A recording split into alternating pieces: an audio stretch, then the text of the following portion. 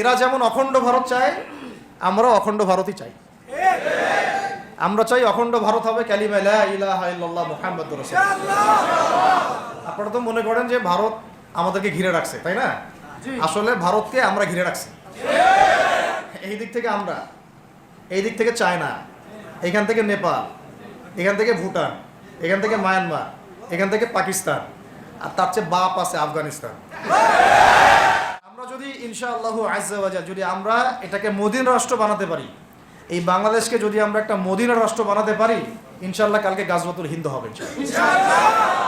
ওটার জন্য রেডি আমরা ইনশাআল্লাহ। আমাদের কাজ, এক নম্বর কাজ হচ্ছে এখন পরিবর্তিত বাংলাদেশে কোনো ভারতীয় দালালকে আর জায়গা না দেওয়া। একদম সাফ কথা। বরং প্রত্যেকটা ডিপার্টমেন্টে যেখানেই তারা লুকিয়ে আছে ঘাপটি মেরে, এই প্রত্যেকটা ভারতীয় দালালকে এখান থেকে বের করতে হবে। এটা আমি একা বললে আমি পারবো না, আপনি একা বললে আপনি পারবেন না। প্রত্যেকটা এই বয়ানের জায়গা, মিম্বর, খুতবা, ওয়াজ মাহফিলের প্যান্ডেল, আমাদের রাজনৈতিক দলগুলো, আমাদের ইসলামপন্থী দলগুলো যেগুলো আছে, সবার ইমারত থেকে আওয়াজটা আসতে হবে। কারণ এরা যদি আর একটা বার সুযোগ করতে পারে, না থাকবে আপনার দেহ আর না থাকবে আপনার মাথা। এখনই তো আপনাকে হুমকি দিচ্ছে,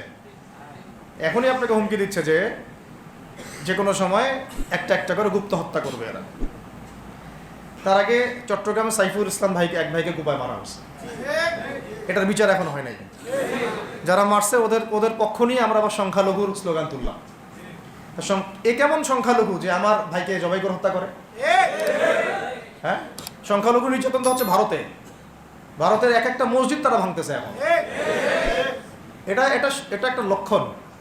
আস্তে আস্তে ওর মানচিত্র মসজিদের মতোই ভেঙে খান হয়ে যাবে ইনশাআল্লাহ।